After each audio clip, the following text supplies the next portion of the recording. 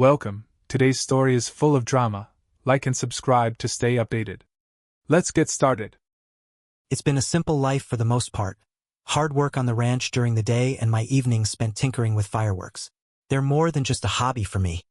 They're a passion, a way to light up the world with a bit of magic. Claire thinks it's dangerous, but she always watches my displays with that half-smile, half-sigh expression. She's my rock, even if we come from two different worlds. Claire works for Mayor William Patterson. She keeps saying it's just office work, scheduling meetings and taking notes, but I can't shake the feeling that something's off. William's too polished, too calm, and I've seen the way his son, Ryan, struts around town like he owns it. People talk, and while I don't put much stock in rumors, it's hard to ignore the stories about William's side business, drug smuggling, you name it. And Ryan's the one pulling strings out in the open. It makes my stomach churn just thinking about Claire being close to all that. I've asked her about it a few times, but she just brushes it off. "That's not my world, Daniel," she'll say, giving me a reassuring smile.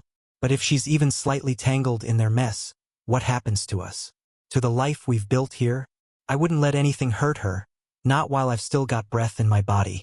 The ranch is my retreat, my place to work through the stress of these thoughts. But lately, even my fields don't feel far enough away from the shadows William Patterson casts over this town. I don't trust him, not for a second. For years into our marriage, things weren't the same as when we first started out. Claire, as beautiful as the day I met her, seemed to have her attention elsewhere more and more. Her job at the mayor's office kept her late most nights. And it wasn't just the hours that bothered me. It was the way she carried herself, dressing sharper, wearing makeup more often, and spending more time on her hair. She always looked amazing, but it felt like her efforts weren't for me anymore. At first, I tried to keep my frustration bottled up. After all, she had her career and I had the ranch. But it wasn't long before my feelings started spilling over. Every time she came home late, every time she brushed off dinner plans because William needed her for something urgent, it chipped away at my patience. "You're his assistant, not his personal savior," I'd say, my voice sharper than I intended.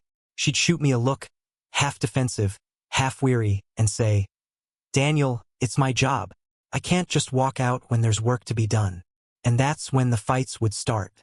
"Your job is sucking the life out of this marriage," I'd snap. And she'd accuse me of not understanding the pressure she was under. Maybe I didn't.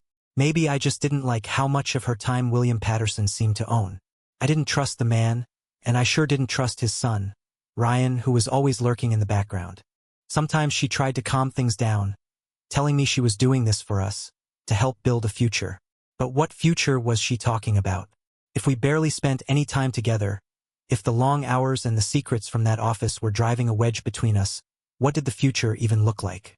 I missed the nights we used to share, sitting on the porch, talking about anything and everything under the stars. Now it felt like Claire was slipping away, piece by piece, and I didn't know how to stop it. Worse, a part of me feared there was more to her job than she was letting on. That night still feels like a punch to the gut every time I think about it. I was at Jackson's bar with a buddy, trying to take my mind off the tension back home. A couple of beers in, I excused myself to the men's room. The place wasn't fancy.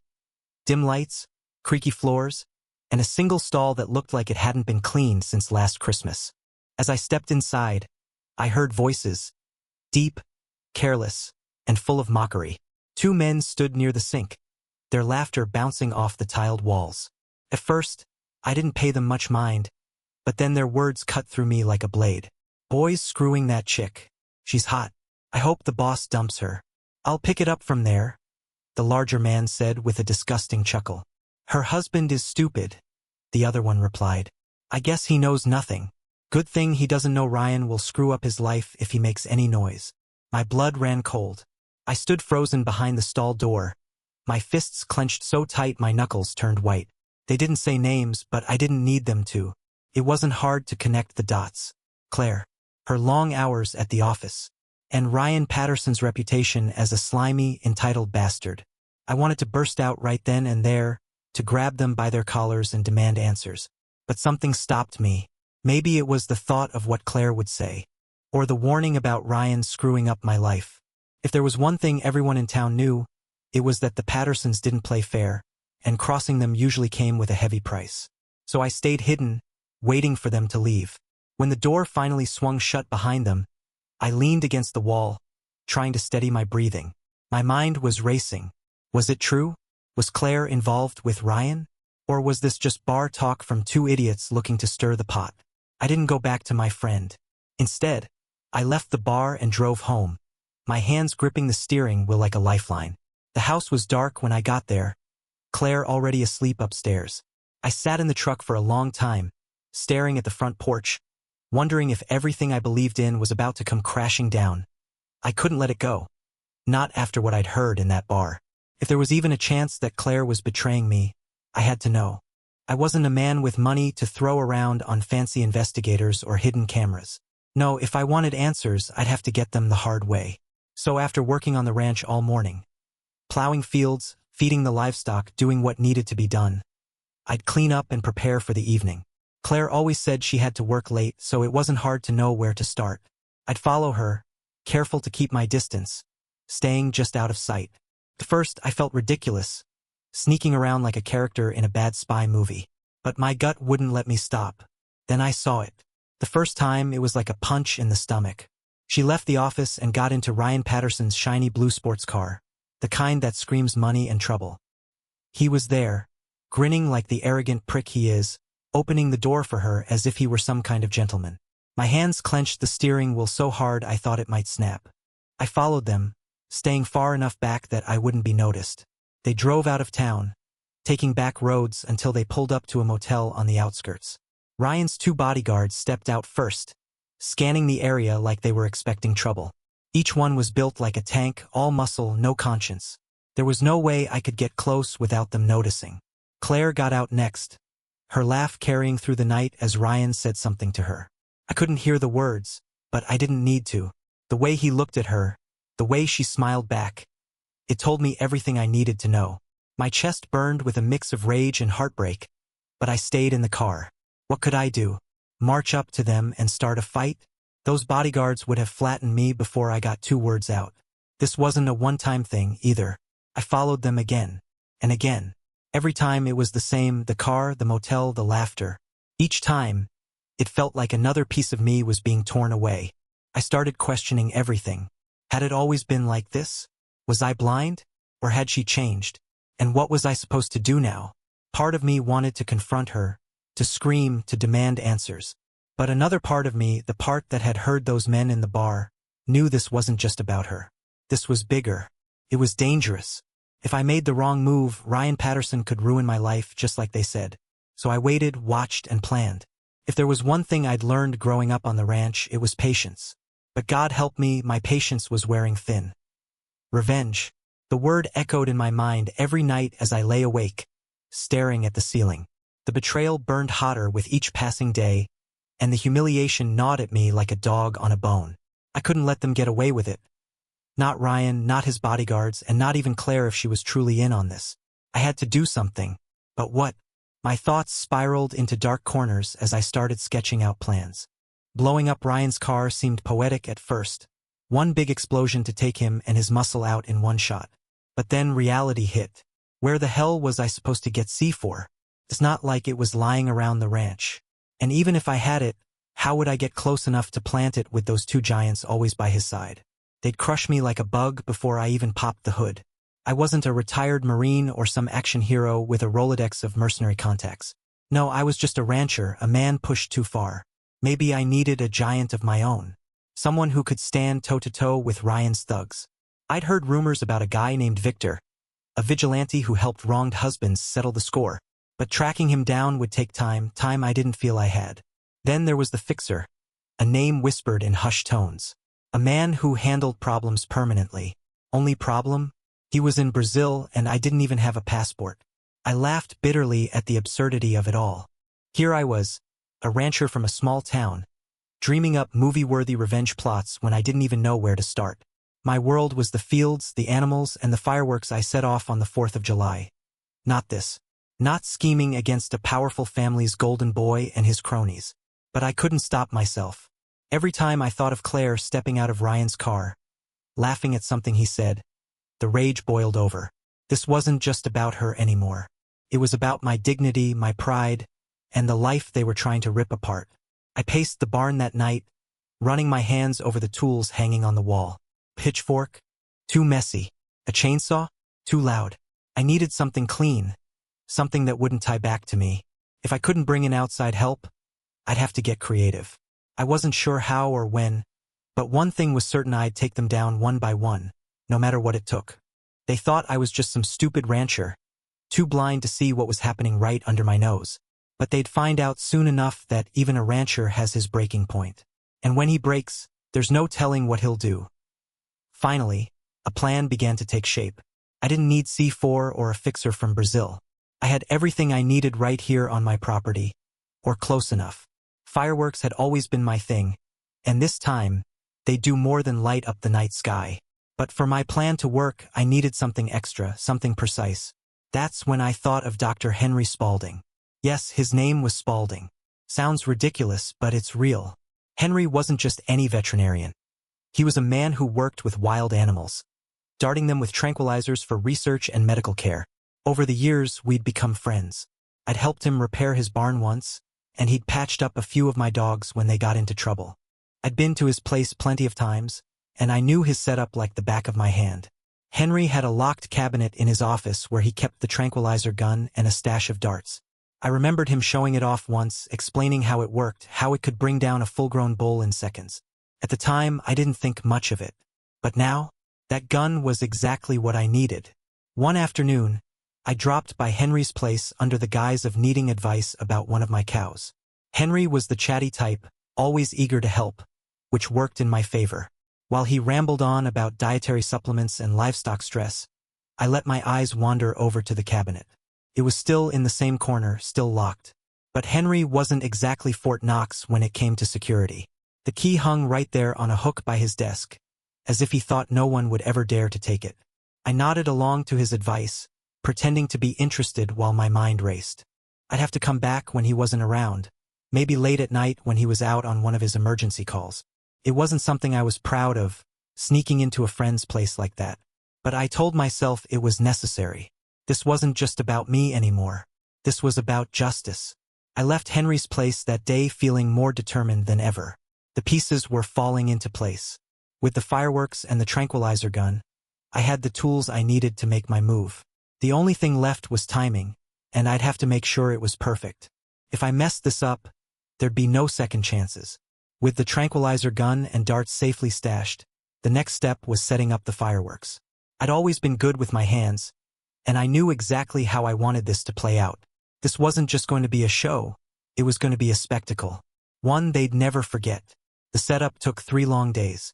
I worked under the guise of fixing things around the ranch, staying out late into the night in the barn and fields. Each firework was planted with precision, wired together not with traditional fuses but with an electric ignition system. I'd learned how to rig it all from hours of watching videos online.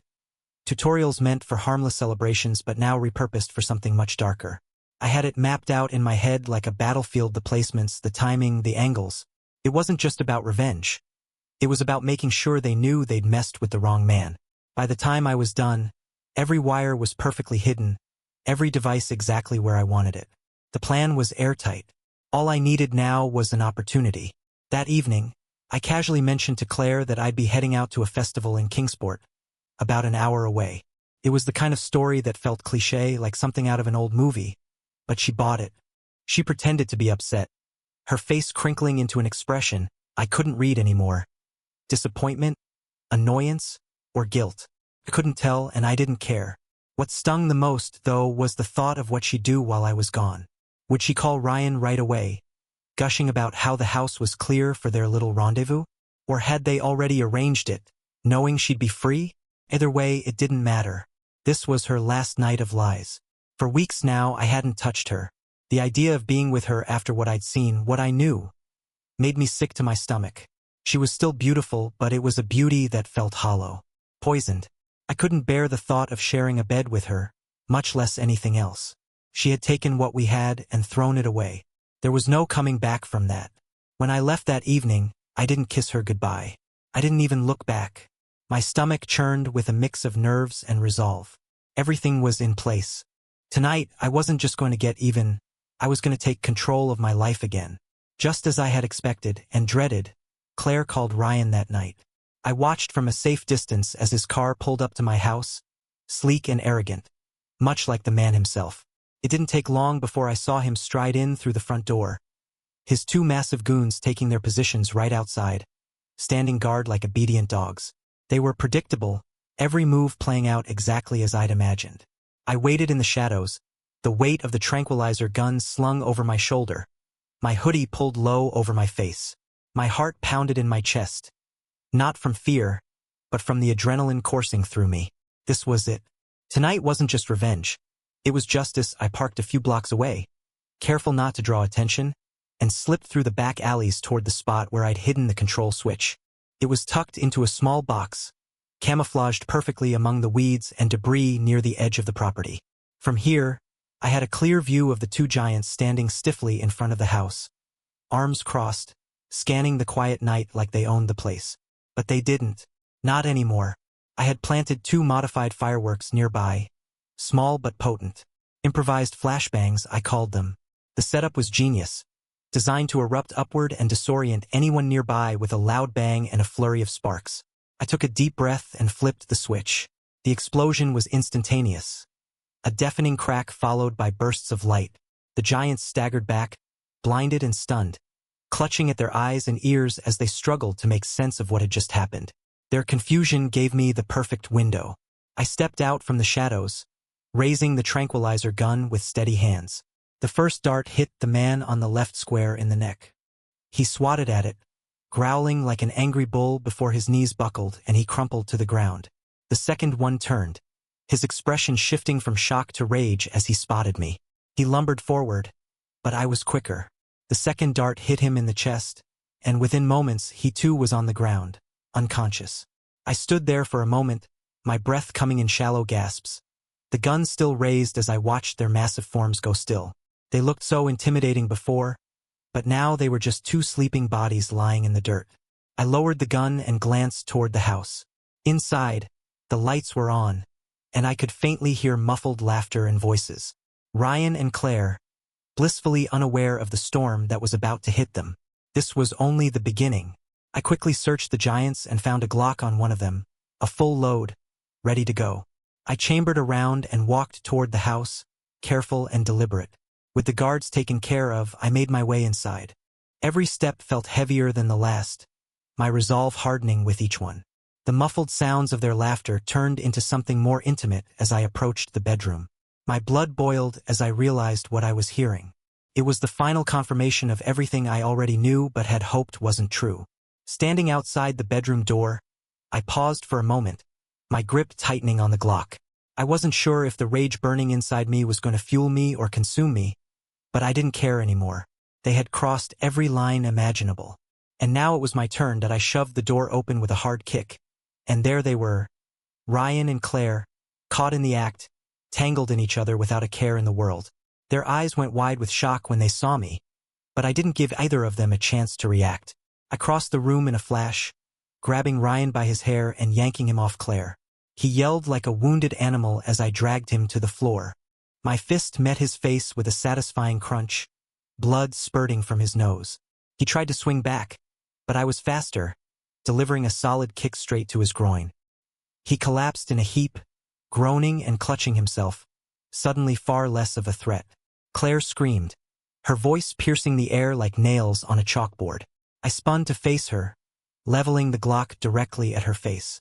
"Shut up," I growled, my voice cold and unrecognizable even to me. "One more sound, and I'll paint these walls with your brains." Her scream died in her throat, replaced by a choked sob. She raised her hands, trembling, tears streaming down her face. The sight didn't move me, not anymore. The woman I loved, the woman I thought I knew, was gone. She'd been gone for a long time, replaced by whatever this was, this liar, this betrayer. Ryan groaned on the floor, trying to push himself up. I kicked him again, this time in the ribs, and he crumpled like the spineless piece of trash he was. "Stay down," I barked, pressing the Glock's muzzle against his temple. His breathing was ragged, his eyes wide with fear. This was the moment I had imagined countless times. Standing over him, holding all the power, but the reality of it was sharper, rawer than I had prepared for.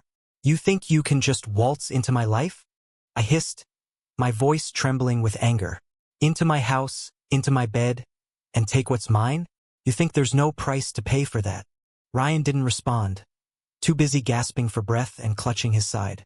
Claire was silent now, her eyes darting between me and the gun, her face pale and stricken. I had them both exactly where I wanted them. But what came next was something I wasn't prepared for. As I stood there, Glock in hand, the room thick with tension, Claire's trembling stopped. She straightened up, her face transforming from fear to something else entirely. She started laughing. Not a nervous laugh, not the kind that comes from desperation or shock, but a cruel, mocking laugh that cut through me like a blade. "Oh, Daniel," she said, her voice dripping with venom. "You don't have the balls to do anything. You're just a pathetic little rancher with a gun, pretending to be tough." Her words hit like a punch to the gut, but I kept the gun steady, refusing to let her see me falter. "You think you're in control here?" she sneered, tilting her head. "You're not. Ryan will wreck you. Do you even know who he is? What he's capable of? He'll make your life a living hell, Daniel. And me?" She smirked, her lips curling in a way that made me want to wipe the expression off her face. "I'll rip you apart in a divorce. You'll lose everything. Your house, your land, everything your parents built. You think anyone will believe your little story about me? I'll have the courts eating out of the palm of my hand while you're left with nothing." I clenched my jaw, my knuckles white on the grip of the Glock. Every word she spat felt like another nail in the coffin of the life I thought we had. "So here's what's going to happen," she continued, her voice now calm and icy. "You're going to be a good little boy and walk out that door. Forget you ever saw anything. Or you can stand here, waving that gun around, and invite my wrath. Either way, you lose, Daniel." The audacity of it all, the sheer gall of her to sit there, half naked and smug in my house after everything she'd done, was almost unbelievable. But there it was, plain as day.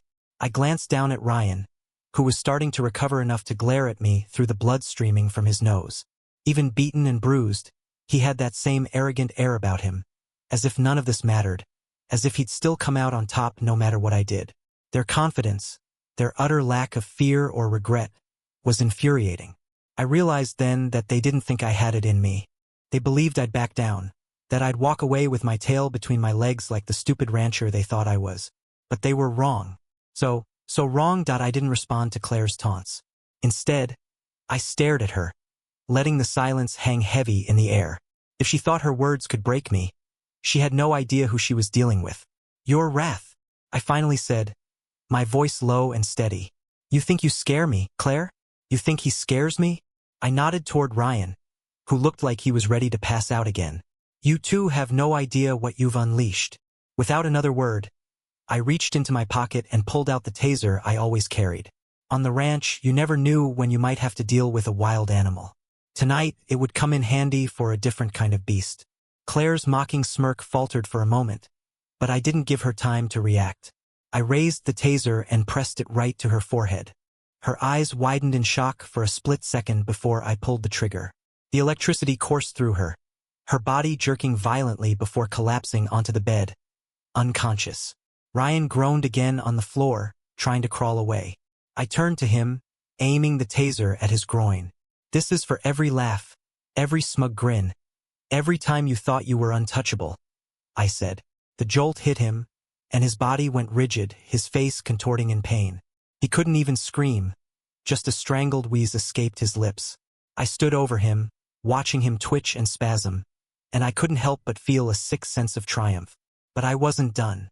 Not by a long shot. I grabbed Ryan by the arm, yanking him to his feet. Without any concern for his safety or comfort, I dragged him toward the stairs. He stumbled, his legs barely supporting him, but I didn't care. At the top of the staircase, I shoved him forward. His body tumbled down the steps, each thud echoing through the house. A sickening crack sounded as his head hit the last step, and he lay there, motionless. Next, I turned my attention to Claire. I grabbed her limp body, dragging her to the staircase without a second thought. With one hard kick, I sent her down after Ryan. She rolled and crumpled at the bottom, landing in a heap beside him. The house was silent, save for my own ragged breathing. I stood there, staring down at the two of them, broken, unconscious, and powerless. For a moment, I felt a strange sense of calm, but it didn't last.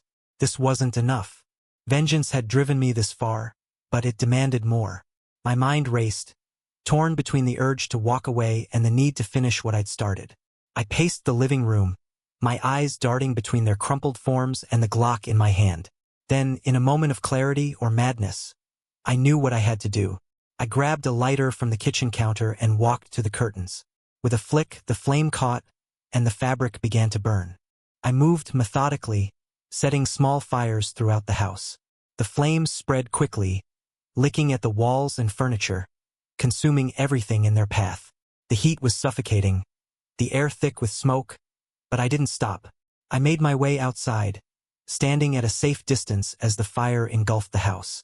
The flames roared, lighting up the night sky. Everything, Claire, Ryan, the betrayal, the lies, was reduced to ash. But even as the house burned, a strange hollowness settled in my chest.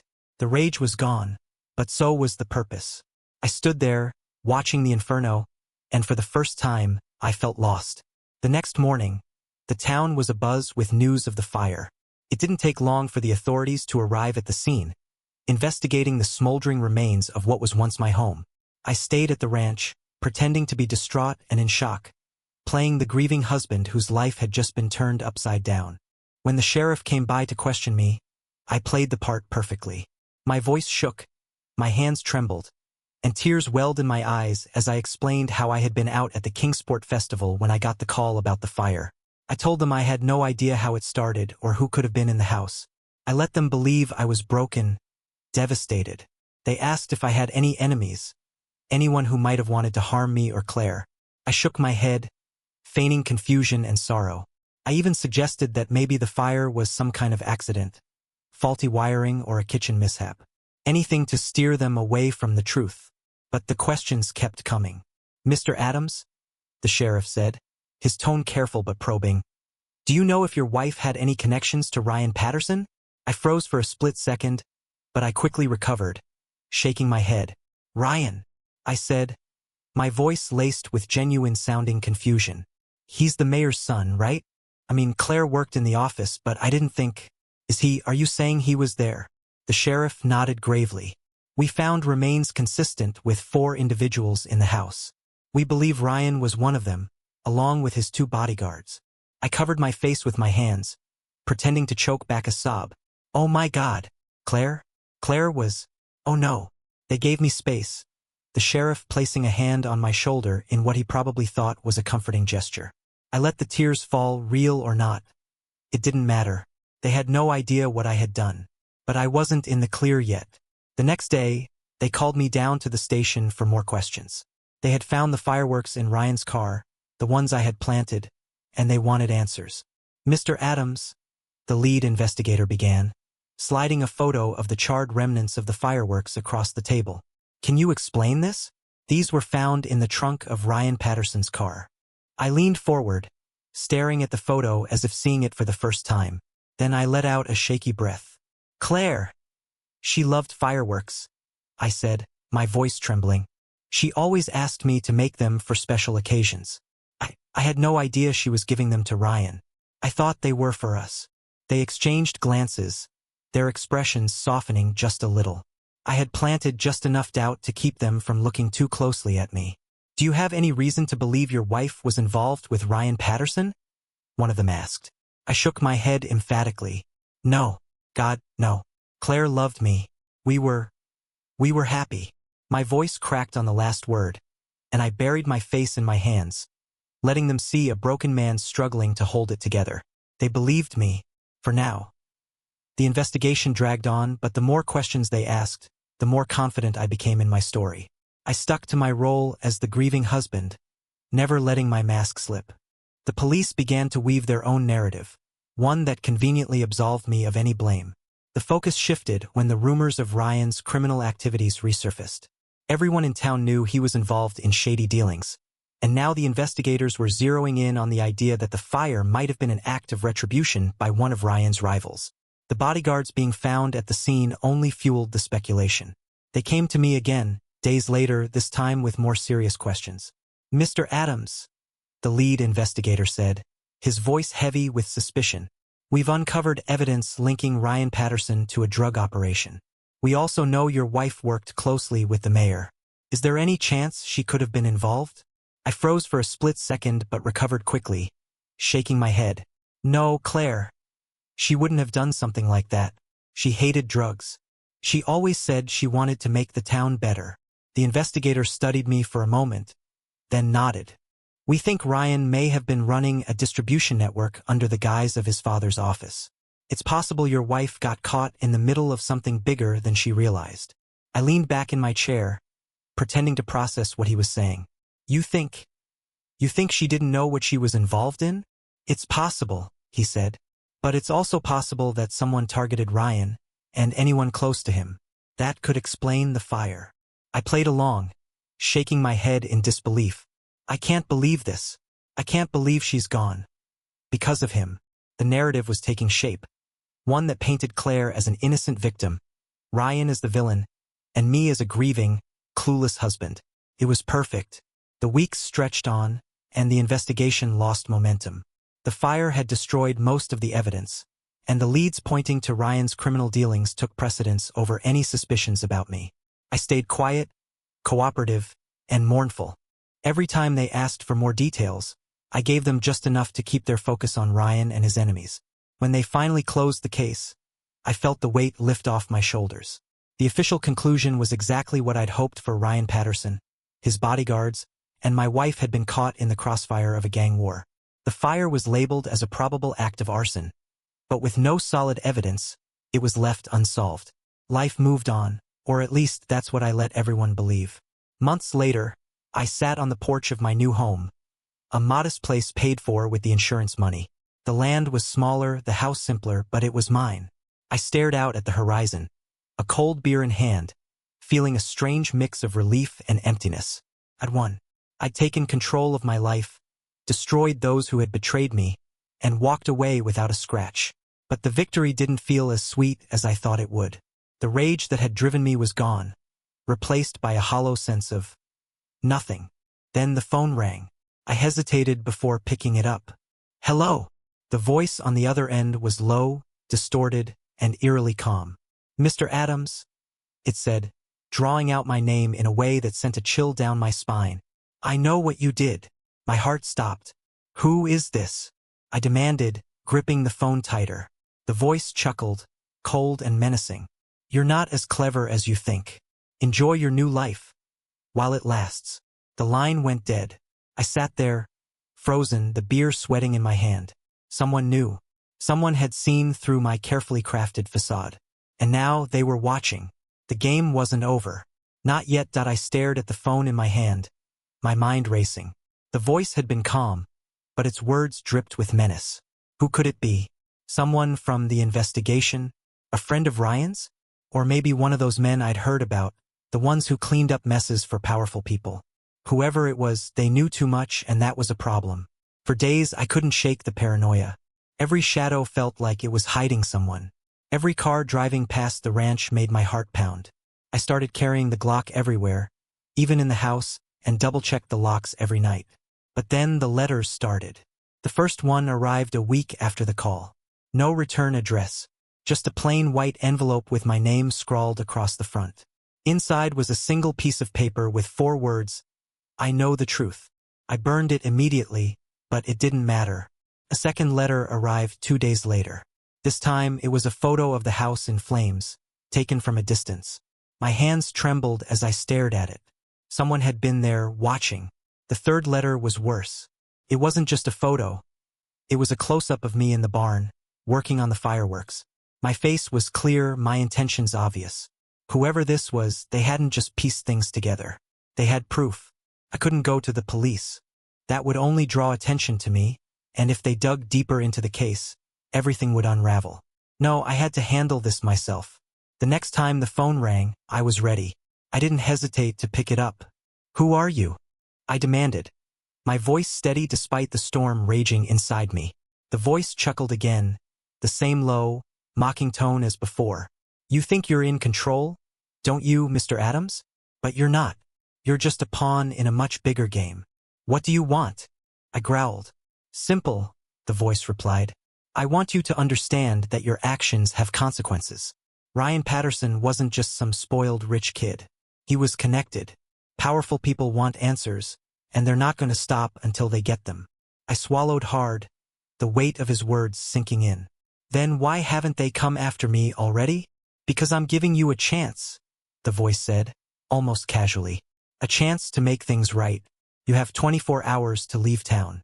Walk away and this all goes away. Stay, and, well, you've seen what I'm capable of. The line went dead. I didn't have 24 hours. Hell, I didn't even have 24 minutes to think about it. Whoever this was, they weren't bluffing. If I stayed, it would only be a matter of time before they came for me. But leaving meant abandoning everything. My new home, my ranch, my entire life. I spent the night packing, grabbing only the essentials. Cash, clothes, the Glock, and a few keepsakes I couldn't bear to leave behind. By morning, I was on the road, heading west toward the state line. I didn't have a plan, just a destination away.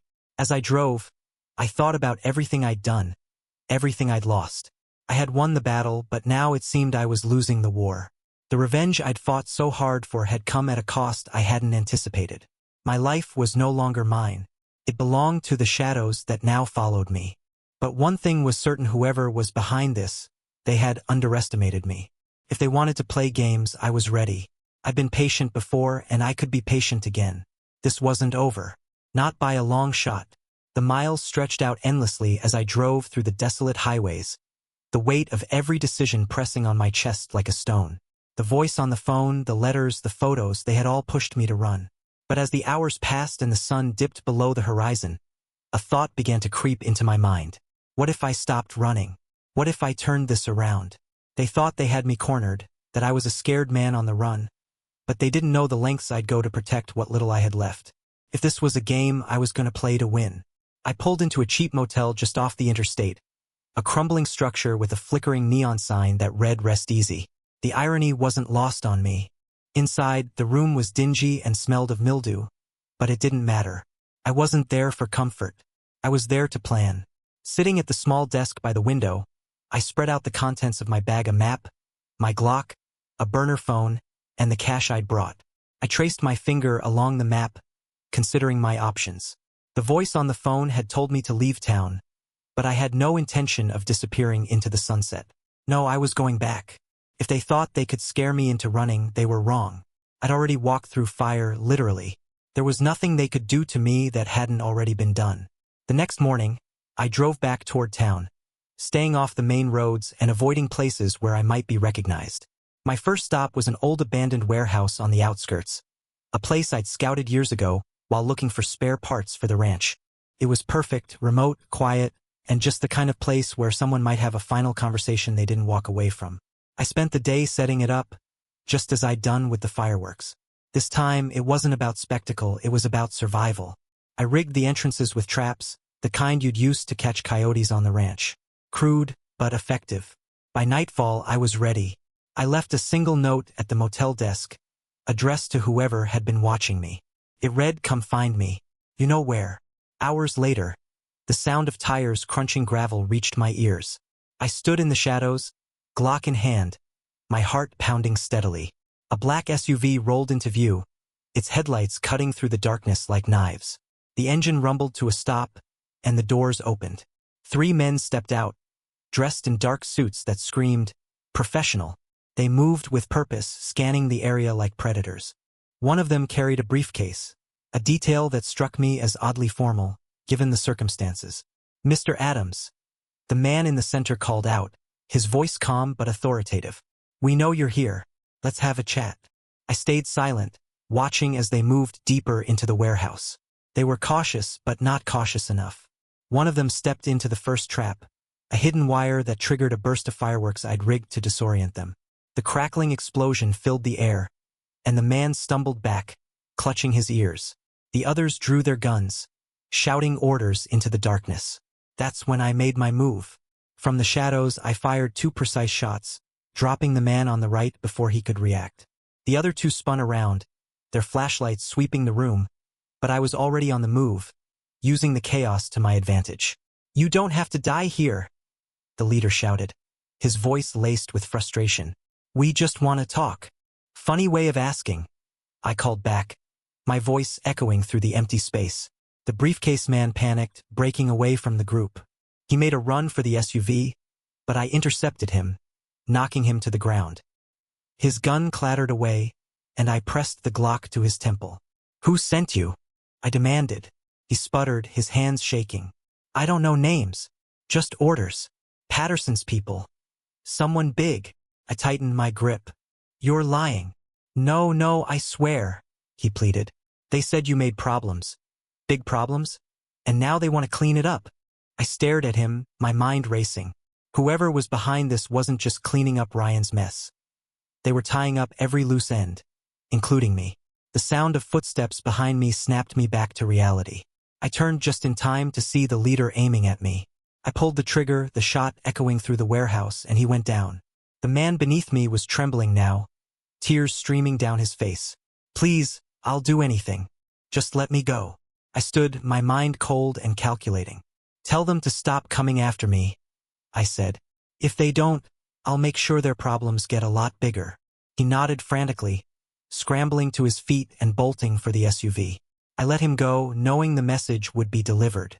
As the dust settled and the warehouse fell silent, I stood in the aftermath of my battle. I knew this wasn't over. Whoever was behind this had resources, power, and influence. But I had something they didn't, nothing left to lose. This wasn't the end. It was just the beginning. The warehouse was silent again, save for the faint crackle of the burned-out fireworks. The SUV sped away into the night, the man I let go undoubtedly racing to deliver my message. I stood there for a while, Glock still in my hand. The bodies of the other two men slumped lifeless in the shadows. I crossed another line, one I couldn't come back from. But the thing about lines? Once you've crossed enough of them, they stop mattering. I spent the night cleaning up the scene. I wasn't about to leave any evidence that could be traced back to me.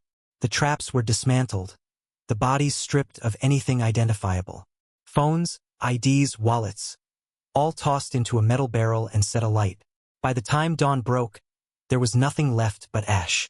The SUV was gone, and with it, the last connection to whoever was pulling the strings. For now, at least. But I knew they'd be back. People like that didn't just let things go. Over the next few days, I returned to the ranch, acting as though life was back to normal. The neighbors were none the wiser. Their questions about the fire in town met with feigned shock and sadness. I kept my head down, my routine simple, but my mind was always on high alert. Then the next letter arrived. This one wasn't a warning, it was a declaration. A single sentence scrawled in red ink, "We're coming." I stared at the words, feeling a strange mix of dread and exhilaration. They weren't hiding anymore. They wanted me to know they were coming, to feel the fear before they struck. But fear wasn't something I had room for anymore. Not after everything I'd been through. I decided it was time to go on the offensive. Whoever they were, whatever power they held, they weren't untouchable. Everyone had weaknesses, even people who thought they were above consequences. I started digging. I spent hours online, combing through news articles and public records, piecing together the puzzle of Ryan Patterson's connections. The trail led me to a name, Victor Salerno, a prominent businessman with ties to everything from real estate to private security firms, and, if the rumors were true, the criminal underworld. Salerno wasn't just cleaning up Ryan's mess. He was protecting his own interests, and now I was a loose end. Finding Salerno wasn't easy, but I managed. He was staying in a penthouse suite in a nearby city, surrounded by armed guards and high-tech security. Getting to him would be nearly impossible. But impossible was just another challenge. I spent the next week preparing. My ranch was my home, but it also became my workshop. I rigged up more of my custom fireworks, each one designed to disorient, distract, or incapacitate. I studied blueprints of the building, mapping out entry points and vulnerabilities. By the time I was done, I had a plan, a reckless, dangerous plan, but a plan nonetheless. The night of the operation, I parked my truck a few blocks away from the building, loading up my gear and slipping into the shadows.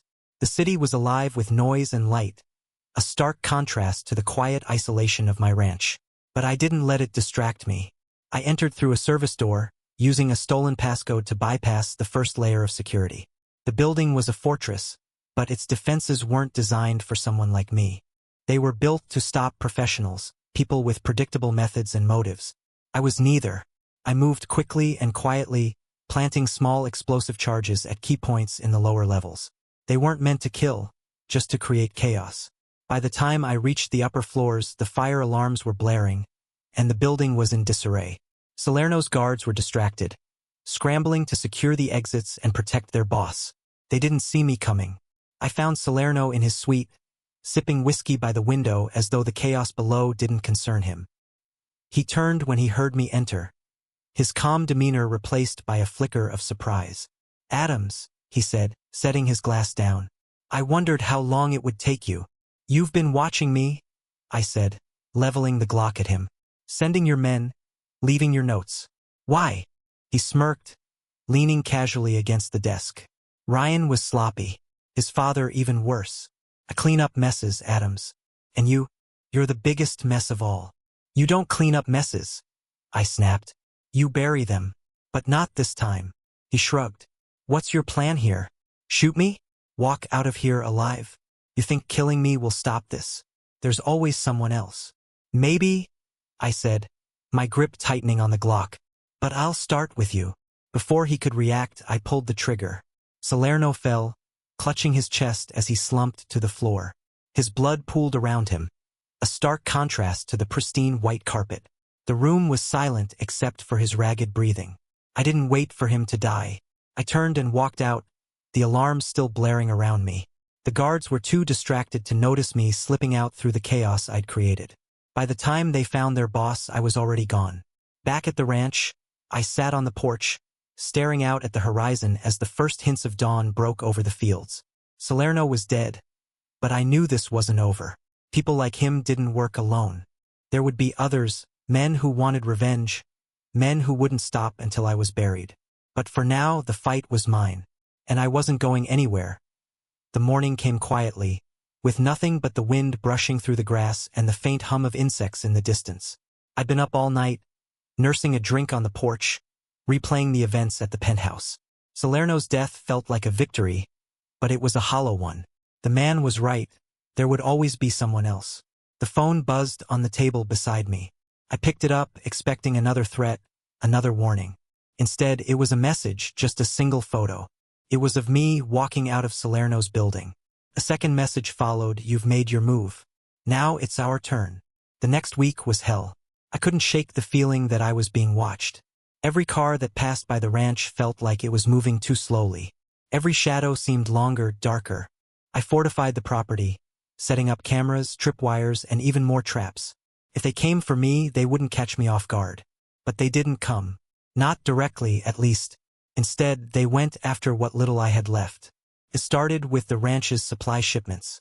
Feed deliveries were delayed indefinitely. Tools I'd ordered mysteriously disappeared in transit. Then, one morning, I found half my herd of cattle dead, poisoned. A message scrawled in red paint on the barn door read, "Walk away, Adams." I stood there, staring at the words, my fists clenched so tight my knuckles turned white. They weren't just threatening me, they were dismantling my life piece by piece. But I wouldn't give them the satisfaction of breaking me. If they wanted me to walk away, they were going to have to try harder. I spent the next few days preparing. My focus was no longer on defense, it was on offense. I wasn't going to sit back and wait for them to strike again. Through a mix of online research and old-fashioned questioning around town, I pieced together a list of names. People who worked for Salerno, people who might know what was coming next. They thought they were safe in the shadows, but I was about to drag them into the light. The first name on the list was a man named Dean Riker, one of Salerno's lieutenants. He ran a string of illegal gambling dens in the city and had a reputation for being ruthless. But he also had a weakness: his routine. Every Thursday night, he visited a dive bar on the edge of town, drinking and gambling until the early hours. I waited for him in the parking lot, hidden in the shadows with my Glock at the ready. When he stumbled out, half drunk and alone, I made my move. "Riker," I said, stepping into the light. He froze, his hand moving toward his waistband, but I was faster. "Don't," I warned, leveling the gun at him. "I'm not here to negotiate. What do you want?" He slurred, his eyes darting around for an escape. "Information," I said. Who's coming after me? Who's giving the orders now that Salerno's dead? Riker sneered. You think killing me will solve your problems? No, I said, my voice cold, but it'll make me feel better. He hesitated, and I could see the fear creeping into his eyes. He wasn't a fighter, not really. He was a survivor, and he knew when he was outmatched. Fine, he muttered. You're on their radar because you didn't stay quiet. Salerno's boss, the real boss, doesn't like loose ends. Who? I demanded. Marco Valenti, he said, his voice barely above a whisper. The name sent a chill down my spine. Valenti wasn't just a businessman or a crime lord. He was a shadow, a ghost in the underworld. He didn't just control operations, he controlled cities. If he was involved, this wasn't just about cleaning up Ryan Patterson's mess anymore. This was about sending a message. I let Riker go, but not before delivering a warning of my own. Tell Valenti if he wants me. He knows where to find me. The next few days were a blur of preparation. Valenti wasn't going to send lackeys like Salerno. He'd send professionals. Men who wouldn't hesitate to put a bullet in my head the moment they saw me. But I wasn't afraid. If this was how it had to end, so be it. The first sign of trouble came at dusk. The cameras I'd set up around the property picked up movement. 4 men in tactical gear, approaching from the north field. They were disciplined, coordinated, moving with precision. I grabbed the Glock, my custom-made fireworks, and a few other tools, then positioned myself in the barn. The traps I'd set up around the property were my first line of defense, and I watched through the monitors as the intruders triggered them one by one. Explosions lit up the fields, blinding flashes and deafening bangs throwing them into chaos. But they didn't stop. They regrouped, adapting to the situation, and pressed forward. The first man through the barn door didn't see me. I stepped out from the shadows, pressing the Glock to the back of his head and pulling the trigger. The second man spun around, but I was already moving, firing 2 shots into his chest before he hit the ground. The remaining 2 burst through the side entrance, guns blazing. I dove behind a stack of hay bales, returning fire as they advanced. Sparks flew, wood splintered, and the air was thick with smoke and adrenaline. One of my fireworks, rigged to a pressure plate, exploded nearby, sending the third man flying into the wall. The last one hesitated, his confidence shaken. I didn't give him a chance to recover. I closed the distance, tackling him to the ground and slamming the butt of my Glock into his face until he went limp. When it was over, I stood in the barn, surrounded by the bodies of the men Valenti had sent. My hands were shaking, my chest heaving, but I was alive. For now. I knew this was just the beginning. Valenti wouldn't stop until I was dead. But I wasn't going to make it easy for him. If he wanted a war, I'd give him one. That the barn was eerily silent, the acrid smell of gunpowder lingering in the air. The bodies of Valenti's men lay scattered, a grim reminder of how far I'd come, and how far I was willing to go. My hands trembled as I reloaded the Glock, my mind already racing through what would come next. They wouldn't stop. Men like Valenti didn't retreat. They doubled down. I knew there was no going back to a normal life. This wasn't just about survival anymore. It was about finishing what I'd started. I spent the next day burying the bodies in a remote corner of the property. The work was grueling, but it kept my mind focused. Every shovelful of dirt felt like an act of defiance. A message to Valenti: you can send your men, but I'll send them back in the ground. Once the graves were covered, I burned their weapons and gear in a makeshift fire pit, erasing any trace of their presence. The only thing I kept was a single phone I'd taken from one of the men. It was locked, but I knew it was a lifeline to Valenti's network. That night, I sat at the kitchen table, staring at the phone. It was a burner, cheap and untraceable, but it held the answers I needed. I powered it on, my fingers hovering over the screen as I scrolled through the messages and call logs. One number stood out, repeated over and over in the logs. It was marked only as boss. Without hesitation, I dialed it. The line rang once, twice, then clicked. A deep voice answered, calm and authoritative. You failed, I said, my voice steady. Your men are dead. There was a pause, then a low chuckle. Ah, Mr. Adams. You're persistent, I'll give you that. But you've made this far more interesting than it needed to be. You sent them to kill me, I said, gripping the phone tightly. Now I'm sending the message back. Leave me alone, or I'll come for you next. The voice on the other end remained unfazed. You think you're in control? You're a rancher with a gun and some fireworks. Do you have any idea who you're dealing with? I know enough, I shot back. I know you're scared enough to send men instead of showing up yourself. The voice hardened. This ends one way, Adams.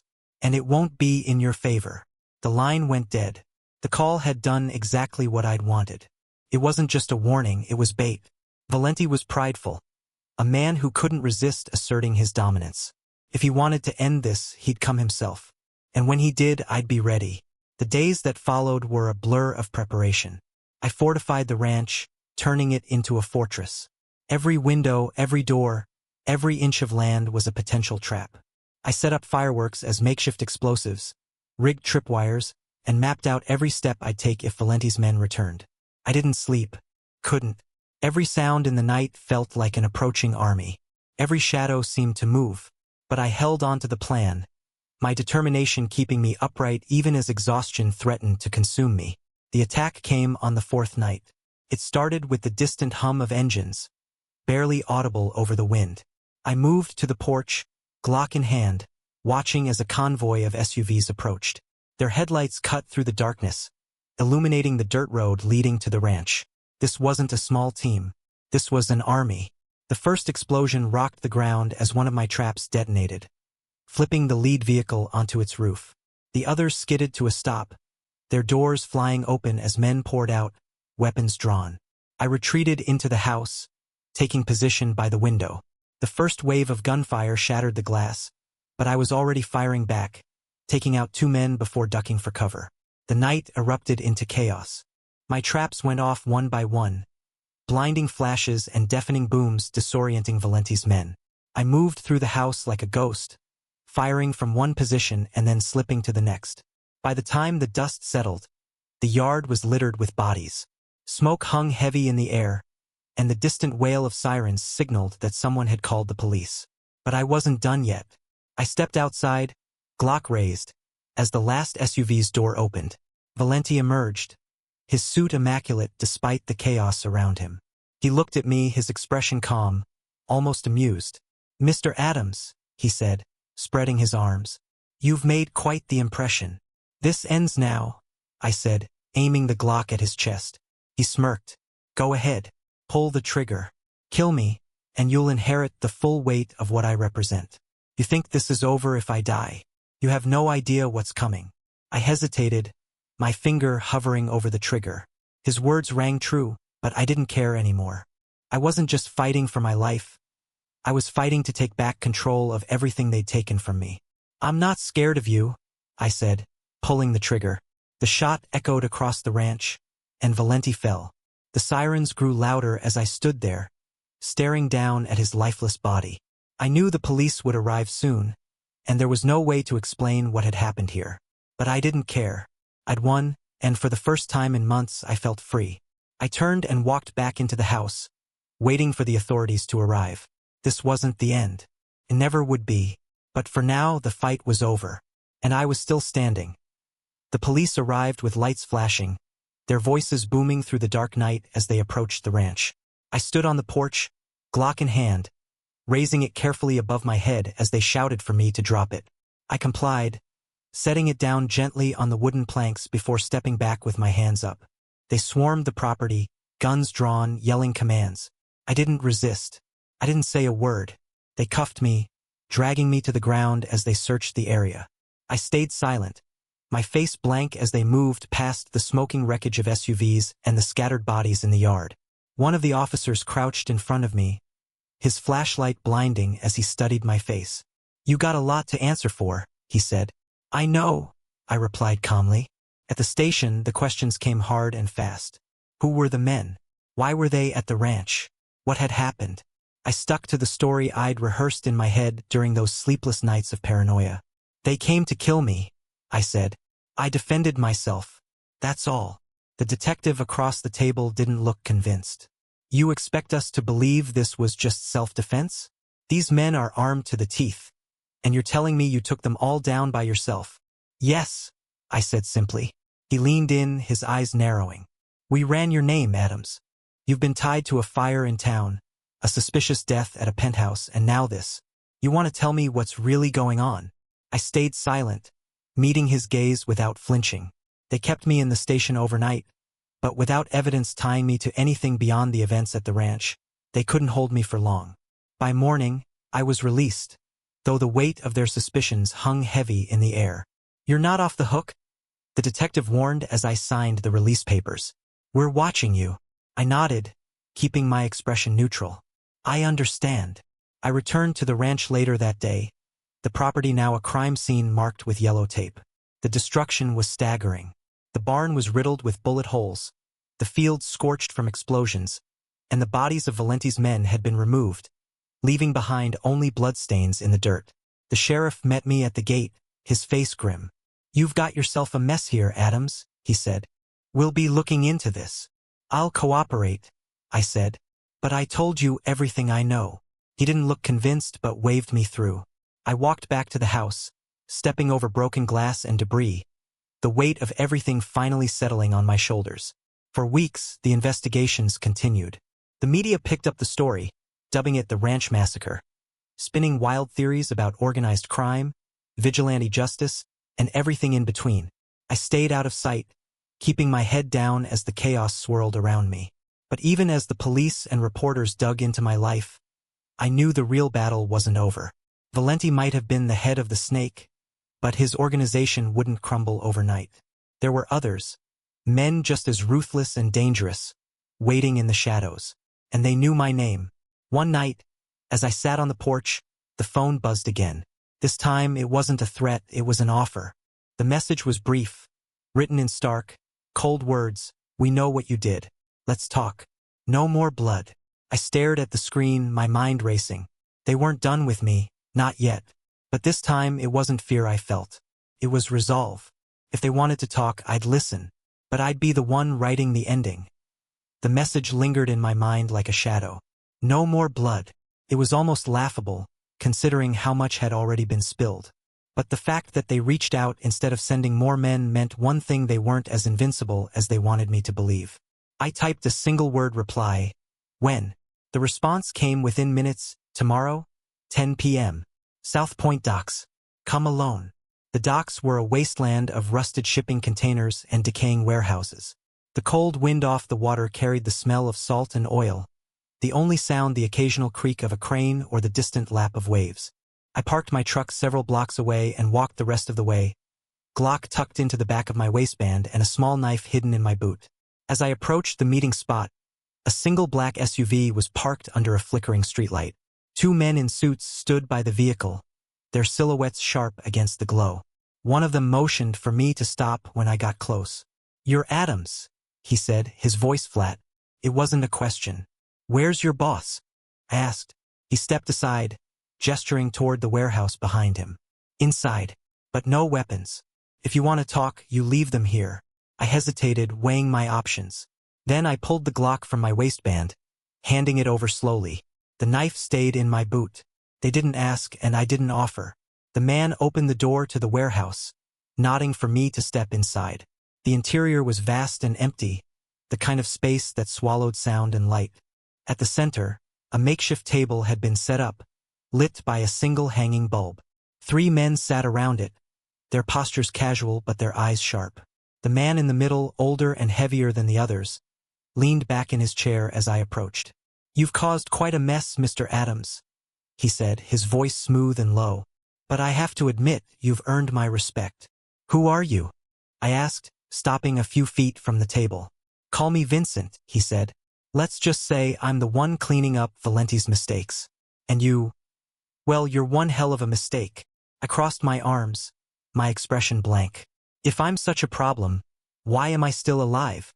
Vincent smiled, a cold, calculating expression. "Because killing you hasn't worked so far. And frankly, it's becoming a waste of resources. So we're here to make a deal." "A deal?" I repeated, my voice dripping with skepticism. "What kind of deal?" He leaned forward, resting his elbows on the table. "You walk away, for good. No more ranch, no more fights, no more stirring the pot. You disappear, and we make sure no one else comes looking for you." "And if I say no?" I asked. Vincent's smile faded. Then we stopped playing games. The air between us felt heavy, the tension crackling like static. I stared at Vincent, weighing his words.